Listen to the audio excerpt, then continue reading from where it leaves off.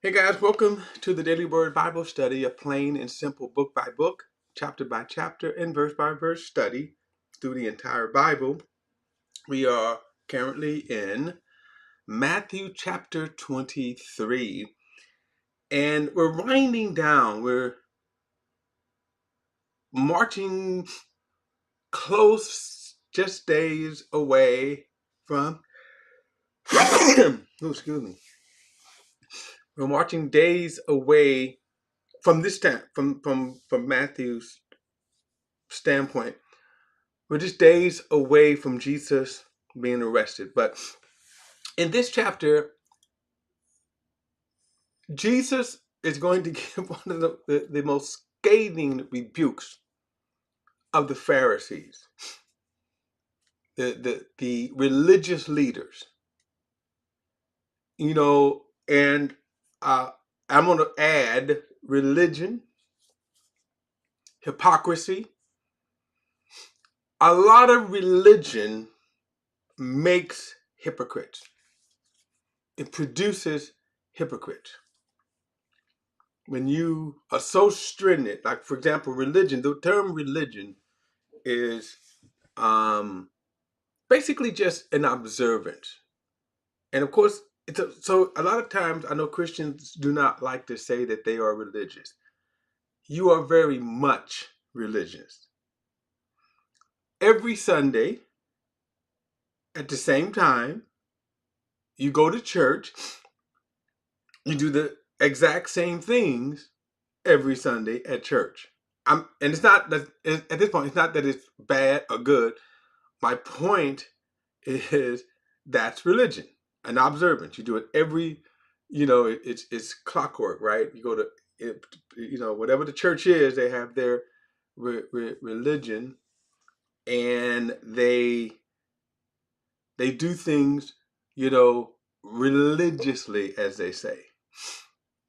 The problem, of course, when you expand it to doctrine or theology, this is when it makes hypocrites. So if you are so stringent on, let's say, I'm going to do this because this makes me better, good, holy, or whatever. Well, what about when you don't do it? Like, think about this. You think about what is going on in the political platform surrounding the support of 47. Bunch of hypocrites. You on the one hand, you will, maintain your religious fervor. And then when it comes to 47, you toss all of the values, the biblical values out to support that kind of man. Makes you a hypocrite. Makes you a hypocrite. And this is what you see with the Pharisees, is that they were the epitome of, the law of Moses, knowing the law of Moses. They were the epitome of it. And they were also the most egregious hypocrites in the name of God. Okay? Now, throughout the gospel, we'll see it in every gospel, but like in Matthew, you will see their clashes. How just stupid they are. In Luke's gospel, for example. In Luke's gospel, I believe it's chapter 13, there was a woman that was bowed over for, I think, 13 years, 12 years, something like that. And when Jesus healed her, the Pharisees stood up and said, there are 6 days in which to come and be healed.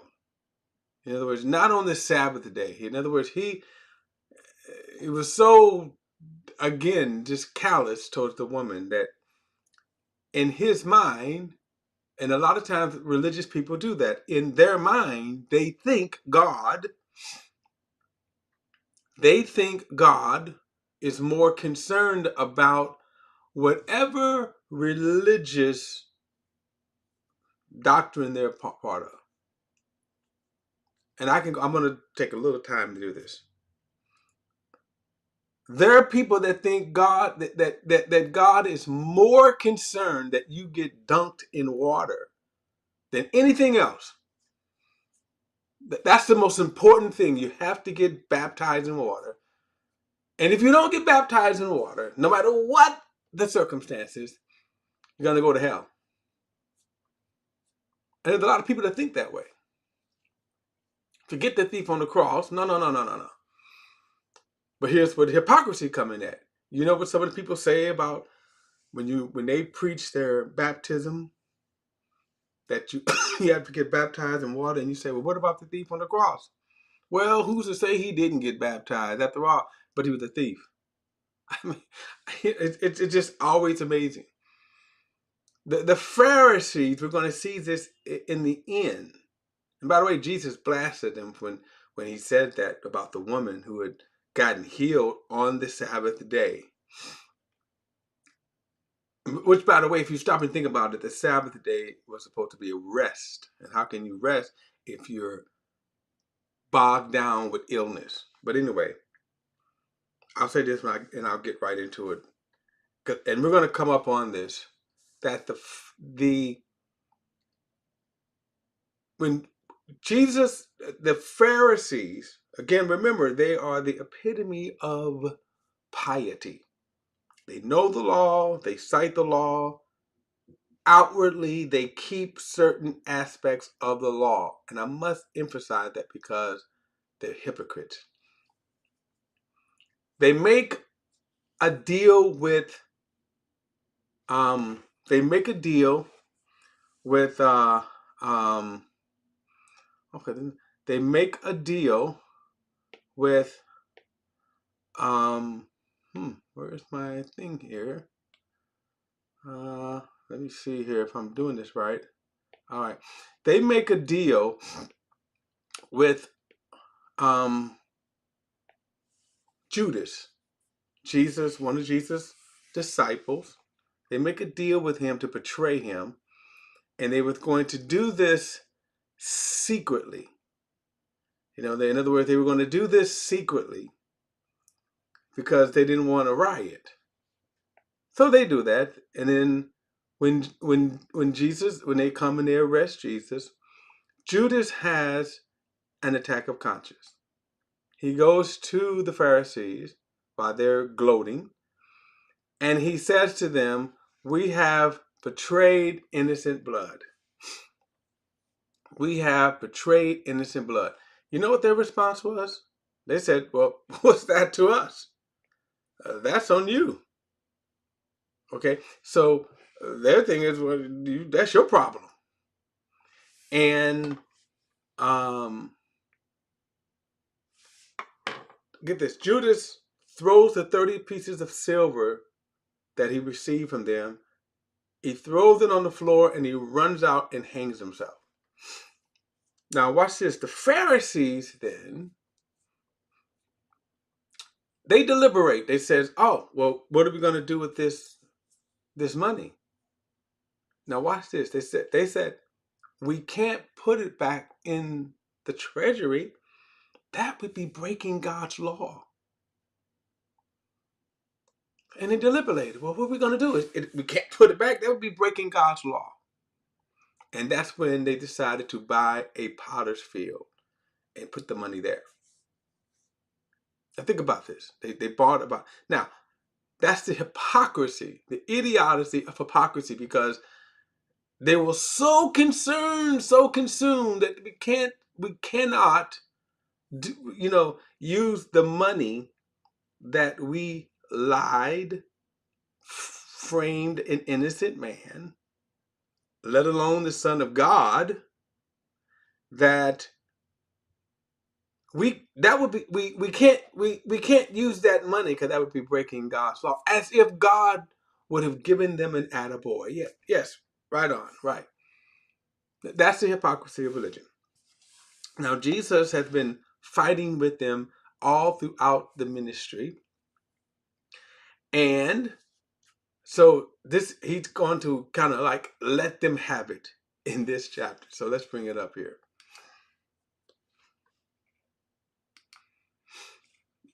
He's going to let them have it. All right. Chapter 23. Now, oh,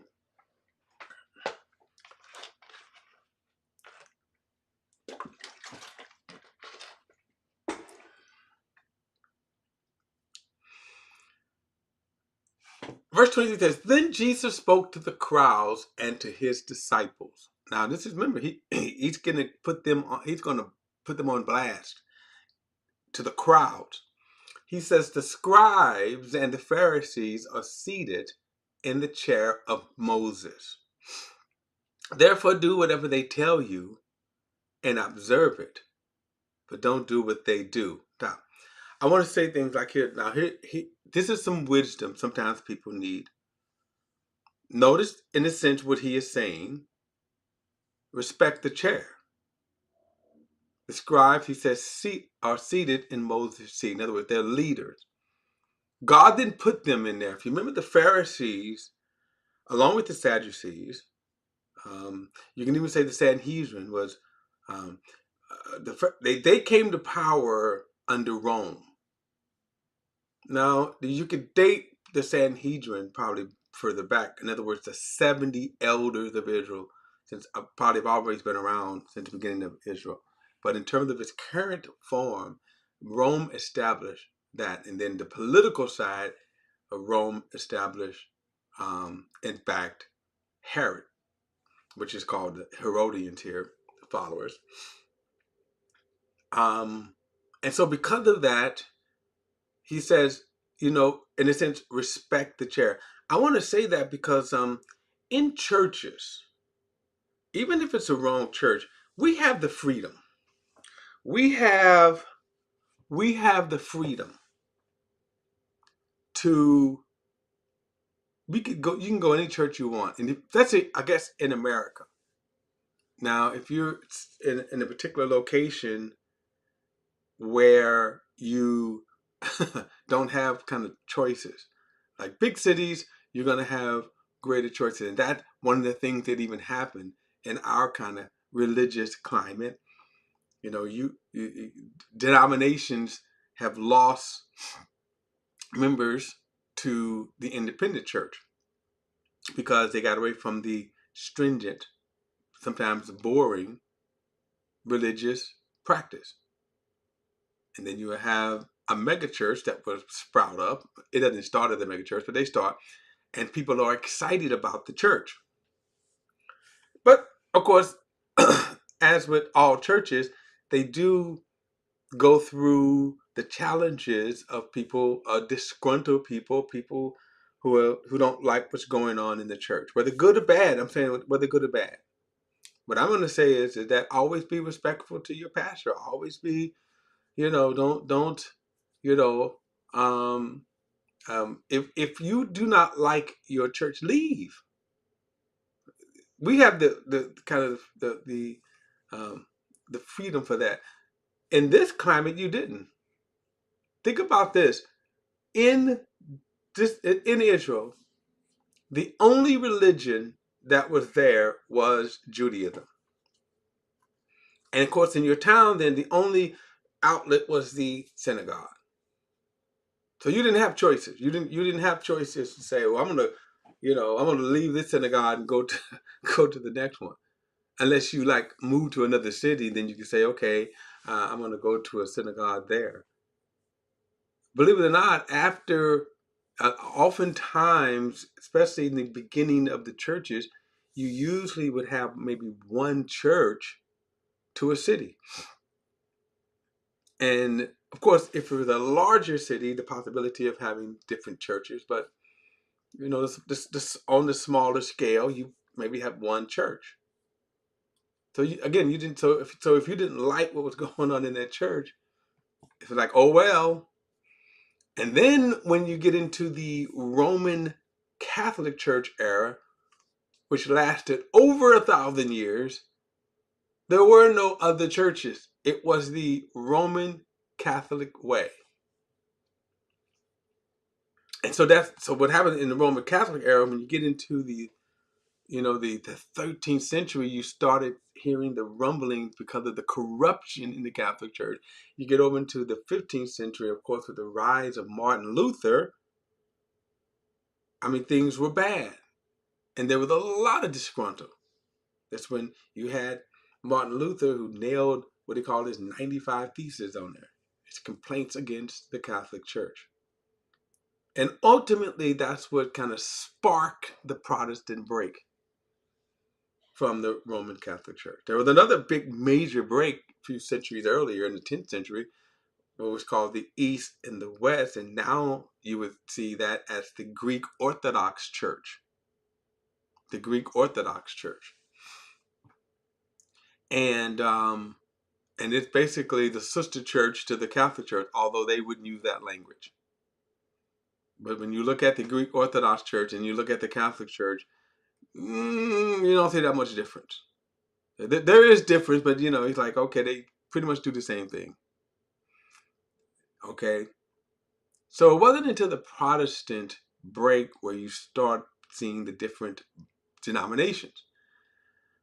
Then, of course, within the denominations, what did you have? You had the same thing going on because the human nature doesn't change. So then you're going to have disgruntled, the hypocrisy that went on in certain churches, especially when it came to political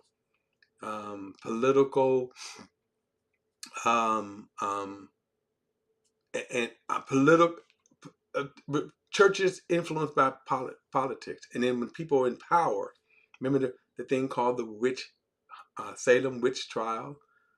Well, you had a bunch of basically ignorant people that were killing people because you can just accuse somebody of being a witch. Okay? Now, what I want to say is, you didn't have a lot of freedom of religion back then. So we do. And notice what Jesus is saying. Even in this case, he says right here, he says, do whatever they tell you. The context, when he says right here, the scribes and the Pharisees, they are seated in the chair of Moses, therefore do whatever they tell you and observe it in context according to the law. When they teach the law, how do we know that? But don't do what they do. So that's that clarifies, and also put in the context what he's saying. Within the law, teach the law. And what I'm going to add here is that if you are in a church where you have heavy disagreements with it, I want to say, one, I would not sow seeds of discord in the church. I think that displeases the Lord. If you have that much disagreement, find you another church. We have that freedom. We have that freedom.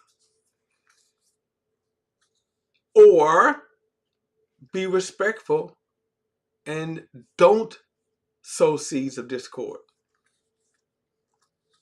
And that's why this is what he's saying right here. You didn't have the option of coming against the Pharisees. So Jesus is, again, I think the wisdom that extends beyond. Okay? The wisdom that extends beyond just his rebuke here, the commands of being respectful, again, to the chair. Be respectful to the church. You may not like the pastor, but you're not the one who determines, if he's called or not. There's a thing in certain church circles that you got people that get disgruntled, and then they will say, well, the pastor is disqualified because of particular actions they don't like. And you don't get to call that. The Bible is quite clear that you're not the one who appoints or not. Don't disappoint appoint a man of God or a pastor, a minister. That's not your point. God puts them in that office. And what I'm saying is, even if they turn out to be bad apples, it's still that's on God, not on you. Be respectful to the office. And if you was in a situation where you didn't have options, like we have options, be respectful. I think we live in a time where we have I think there's a lot of options. For example, you could always start your Bible study in your home. You got social media, right? And there's a lot of options. Again, the point here, there's a lot of options, but you stay respectful. And this is what Jesus basically saying right here. Stay respectful.